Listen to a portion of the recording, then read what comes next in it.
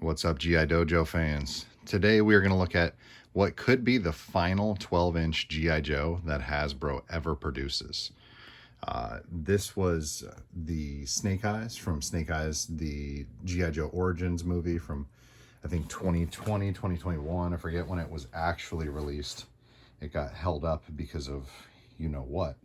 But anyway, this is one of Hasbro's Titan Heroes style figures. It doesn't say Titan Heroes anywhere on here, but it is clearly from the Titan Heroes team.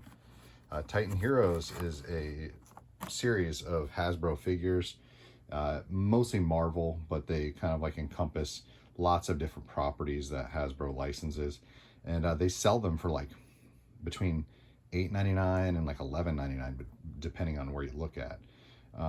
Now, these figures prove that kids that are like ages, let's say 3 to 10, prefer 1/6 scale. They love the 12-inch figures.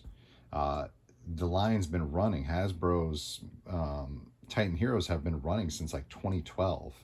I mean, what toy line has lasted that long? So anyway, this is one of their G.I. Joe ones. They made similar ones for G.I. Joe Retaliation back in 2012, 2013. They had Storm Shadow, The Rock, Roadblock, and Snake Eyes. This is for the new movie, Snake Eyes Origins. I'm about to open it, and I'm going to show you my gripe with these Titan Hero figures. Right here we have a Flash figure that is made by a much smaller company, Jazzwares, I believe, and they or could be Trendmasters. Either way, much smaller company than Hasbro, and they have so many more points of articulation. I believe if Hasbro made 12-inch GI Joes, even in this shampoo bottle style we call them, if they added the articulation, you know, we got elbow, you know, with a ball joint, we got ball joint at the shoulder. We have, you know, articulation down here at the wrist. Can't really get a handle on it, but it does articulate at the wrist, knee, ball joints at the hip, and ball joint at the head. If Hasbro just did that with the Titan Heroes, these things sell for $10. These sell for $10, and they don't move at all. So let me open it up, show you what could be the final Hasbro 12-inch G.I. Joe looks like. Okay, after about 100 twist ties, zip ties, security ties, we have freed Snake Eyes from G.I. Joe Origin Snake Eyes out of the package. Here's what the figure looks like, just a big hunk of black plastic. Now, it is a little bit better than I expected. So here's a Spider-Man from the Titan Hero series, and you can see he's just straight up 5 POA.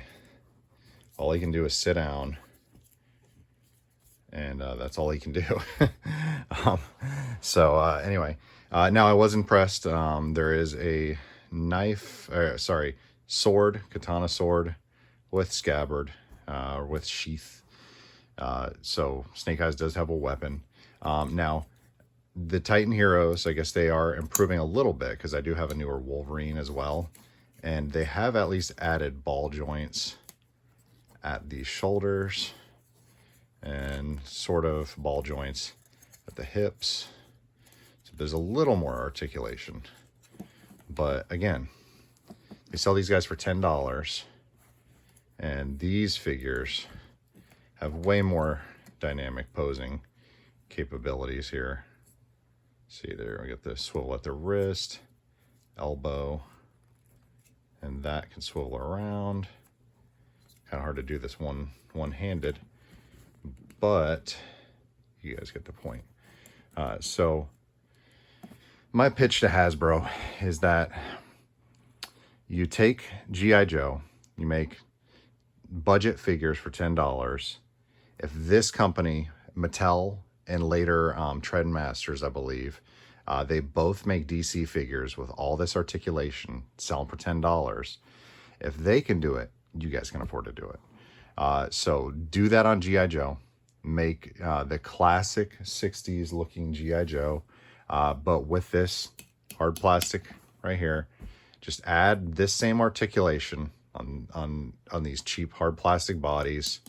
Put the classic G.I. Joe head that we all know and love, and maybe make sure he's not too bulky. He doesn't have super huge muscles, so they can still accommodate like equipment packs, accessory packs, and you can do the old razor and blades model. And you know, you could have the 60s G.I. Joe, and you could also integrate a real American hero characters and their classic cartoon styling, and you know, sell them to baby boomers, sell them to Gen Xers, sell them to millennials, and even sell them to Gen Z kids and whatever the new generation is. Everybody would love them. Also, you know, anybody who knows anything, anybody who's raised a daughter should probably know about a show called Barbie Life in the Dream House. And that's where it's a CG cartoon, all 3D computer graphics. And it's just the dolls being goofy and living in Barbie world. I would love to see like an Adventure Team G.I. Joe series like that. That's my pitch. So budget 12-inch figures, just like this. But he looks like 60s G.I. Joe. He looks like 70s Adventure Team G.I. Joe. And he also looks like Flint, like Duke, like Lady J. And you sell them for $10. People will buy them like hotcakes. Hell, you probably get 15 out of them. And, you know, if they're a success, sell equipment packs, make a little series on Netflix, and G.I. Joe's reborn. You know, kids love 1/6 scale.